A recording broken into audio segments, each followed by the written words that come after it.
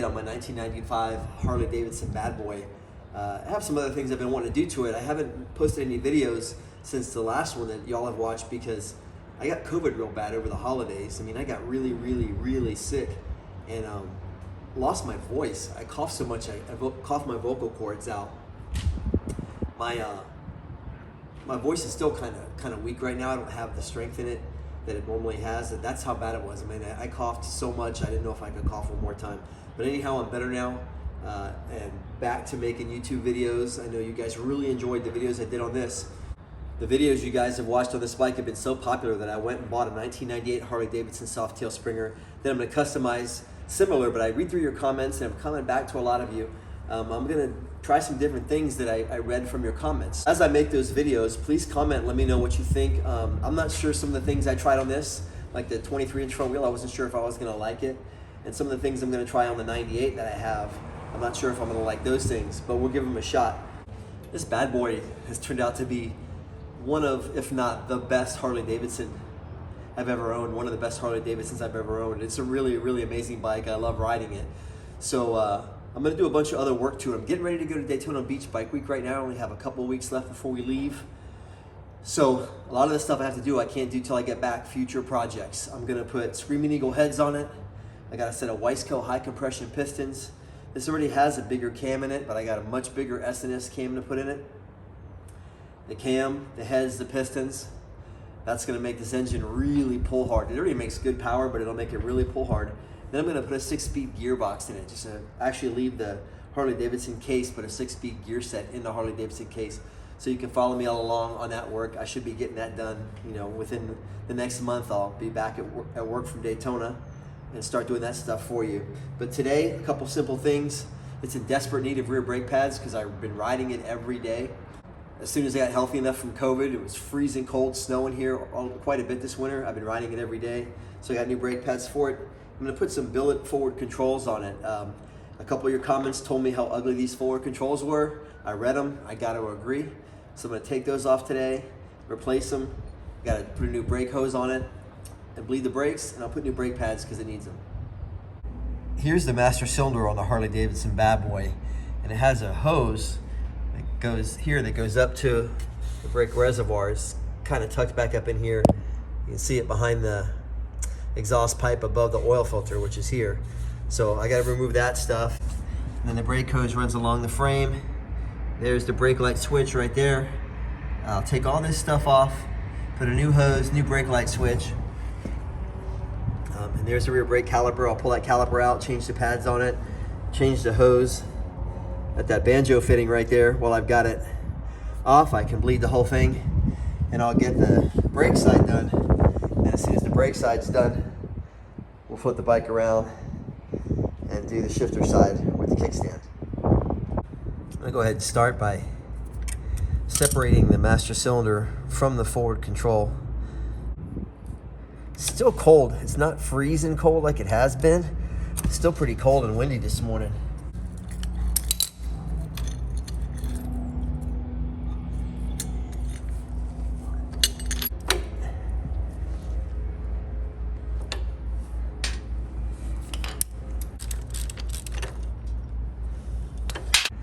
My next move is to go ahead and crack this banjo bolt on the back of the master cylinder. That's gonna start to drip .5 brake fluid, but I'm gonna put all new fluid in this anyhow.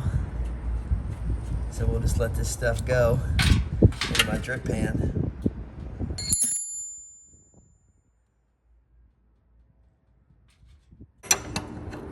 You either gotta use the big adjustable, which a lot of times you gotta take the exhaust pipe off to get in there, or 1 1/8 inch wrench. Most people don't have a 1 1/8 handy, but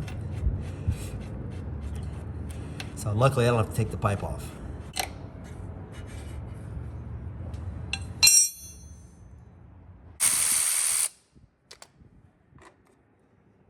You do need to take the voltage regulator rectifier off just to get to these 2 bolts that release the master cylinder from its cradle there. Simple enough. Then that whole front assembly is off the bike and I can move toward the back. So that master cylinder reservoir just lifts up, sneaks through here, this out. Got to remember to use some Loctite and put the regulator rectifier back on the front of the frame. I'm gonna go ahead and crack this rear banjo fitting and get all this old hydraulic stuff off the bike. Get the hydraulic fluid cleaned up before I go ahead and install the foot control and do the brake pads. It just makes it a lot easier for me that way. Get the messy work out of the way, clean all that up, and then I have a clean area to work in. I'm kind of a neat freak, so it's kind of my way of doing it. It's funny, the other day I did an oil change video on this bike, and I hadn't changed the oil on one of these things in probably over 20 years. I just quit doing service work and started building customs and making parts. And you know, I haven't done stuff like this either. You know, this is what we did in the 90s.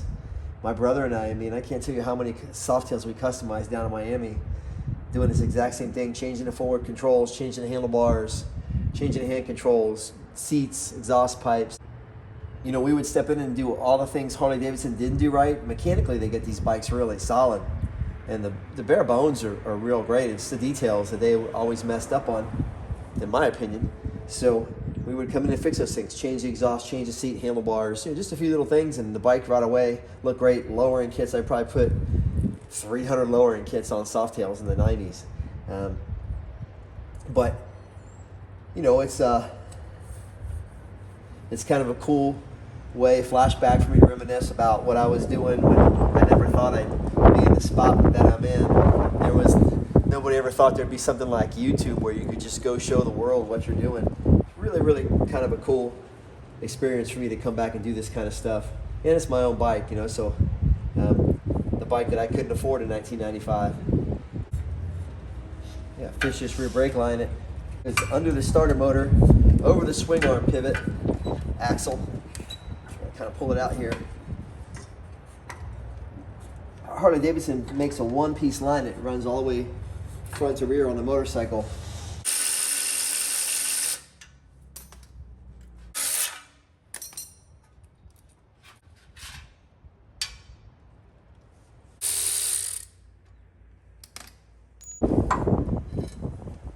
My brake pads on the rear are in such desperate need of replacement that the piston's pushed almost all the way out of the caliper.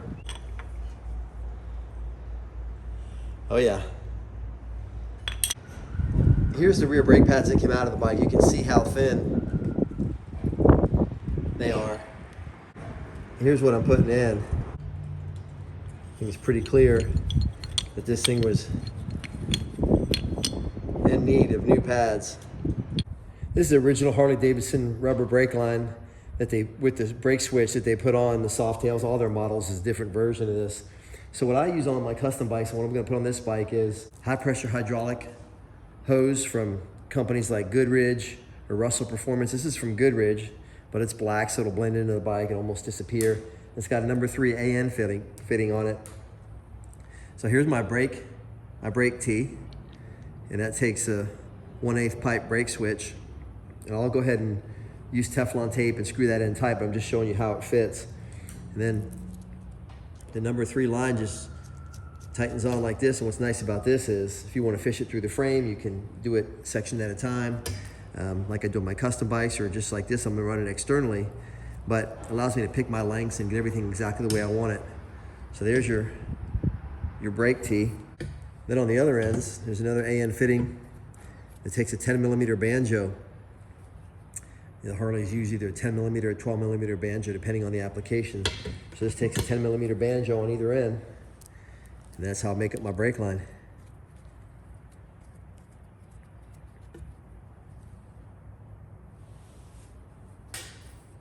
This one looks a little bit longer. It is because the way the forward control sits, the brake line has to go a lot further. It bolts to the front of the forward control versus the stock Harley, which bolted on the rear of the forward control. It's about a 10-inch difference. Teflon tape that pipe fitting so it doesn't try and leak on me under all that pressure it's gonna have.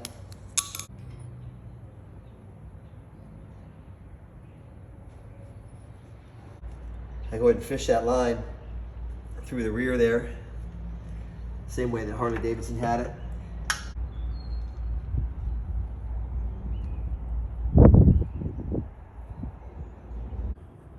I don't have a special tool to compress the puck inside the caliper back into the caliper, so I just put a C-clamp in a vise and press it in that way.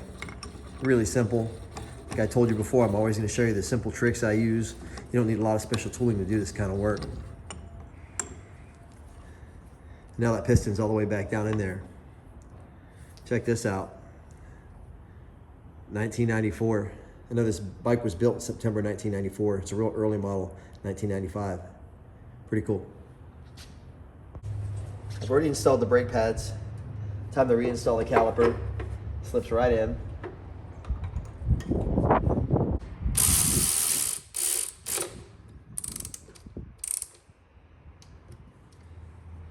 $10mm banjo bolt back into the banjo fitting in the caliper. New seals.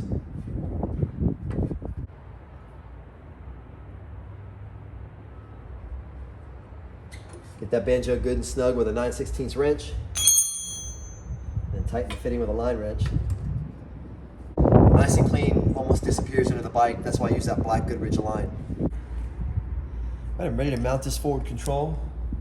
Hook this brake line up and get this right side of the bike done. Loctite on my bolts.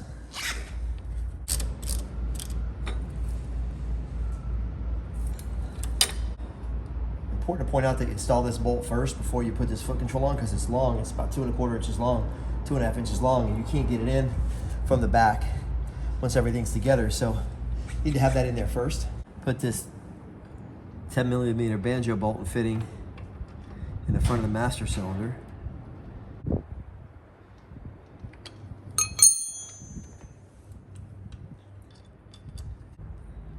Connect the number 3 AN line to the fitting and tighten that up with a line wrench.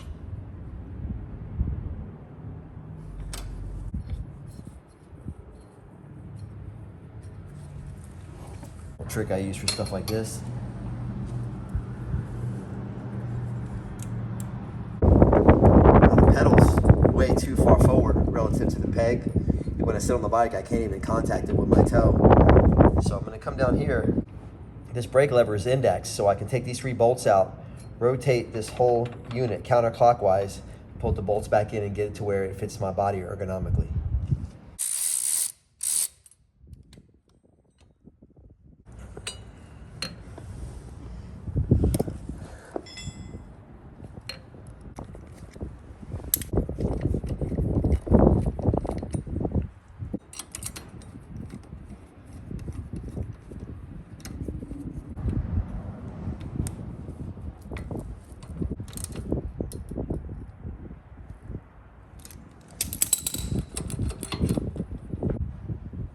Ready to add .5 fluid.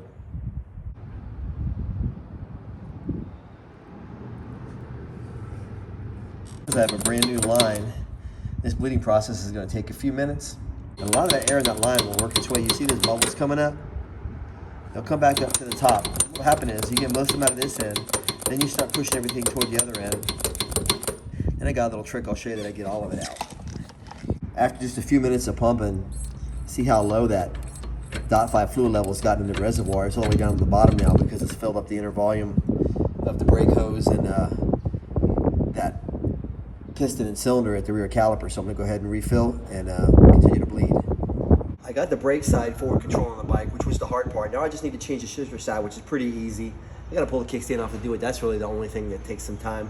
This should go pretty quick and easy. And part of the background noise, I have to have the doors open. It's real windy and rainy here. As you can see, it's wet. I got caught in the rain this morning riding in. The metal doors that I could pull down to keep the noise down are rattling so hard because of the wind. So I had to just go ahead and open the doors and let the wind blow and listen to the traffic go by. But I rode it home last night with the new foot control on the right side, on the brake side, and the old one on the left side. A little awkward because they're not exactly even, but they're pretty close. So I'm gonna go ahead and tackle this and get this done for you.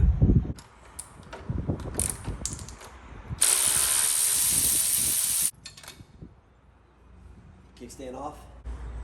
I'm working on the floor right now. All my motorcycle lifts are spoken for. I'm getting ready to leave for Daytona in 2 weeks, and we've got so much stuff to do, a lot of little things to tighten up before we go. I want to go down and have an enjoyable trip, not have to work on anything. So getting all the work done here in the shop now, including this.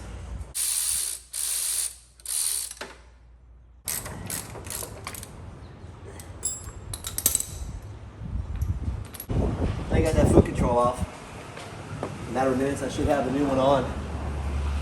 Hook up my shifter, be ready to ride. I'm gonna take a minute with some brake cleaner to go ahead and do a spray and wipe, just get all this oil and brake fluid that's up front here.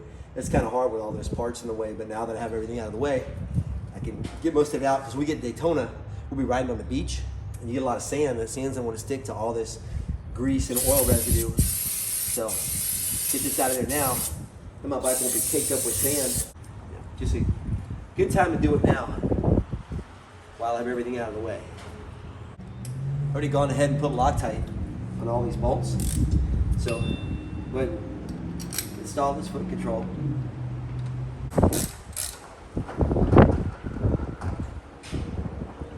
Kickstand's kind of funny because you got to do the kickstand spring. That little bracket's kind of a pain in the butt. What I always do is just put one bolt in, kind of hold it in place.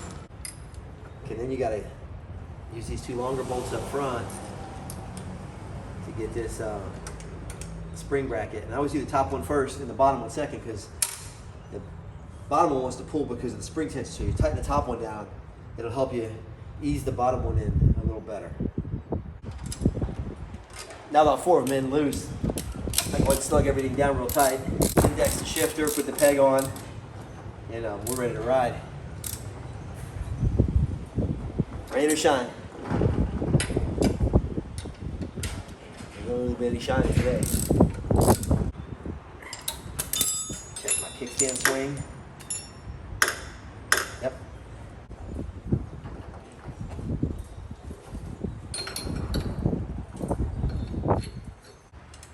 I'll go ahead and reconnect the shifter linkage. This side's a lot easier than the other side. The other side, do the brake hose, bleed the brakes, pull the brake caliper off to do the pads. It just seemed like a lot more work. This one's been really quick and easy. Seldom does it go quick and easy. Anybody who's a Harley mechanic who's worked on them for long enough knows that it hardly ever goes the way you think it should go, or the way you plan it to go. But this has been pretty easy so far. A lot better looking than what I had on there, that's for damn sure. Those original controls they get the job done, but they're kind of rattly. They rattle around, and they were chrome, which this bike's blacked out, so the more black I can get on it, the better. And then this billet stuff is just so sure when you shift it, like when you feel it, it feels really firm. I noticed last night when I was riding home, that right side just felt so firm and so sure, and what I had on here was kind of a little, it just felt a little sloppy. So much as I'm riding, she deserves it. Just like on the other side, the shift arms index, instead of having bolts like the other side had, it has a spline shaft, male-female spline shaft set up. So I just got to go ahead and kind of set this up, get on the bike, and see what feels comfortable to me. I usually ride, a lot of people ride in like skater shoes. I ride Harley boots, just because I see a lot of people mess up their feet and their ankles riding in Harley shoes. So I need a little more space because I'm riding in a big boot. See, right at that spot, it's kind of a little bit too high for me to comfortably downshift it. And if I move it down one, it's a little too low for me to comfortably upshift it with these boots. But I'll leave it here, then I can fine tune it by adjusting this length of the shifter linkage right here between the forward control and the gearbox. The old joke around the Chopper's Ink shop would be, the job's done when you run out of parts. Doesn't matter if you lost anything, and that's how you know when the job's done. But I'm out of parts. Now I'm just going to go ahead and adjust the length of the shift linkage to get this peg to come back up, so I can get my boot under it to upshift, and we're good to go.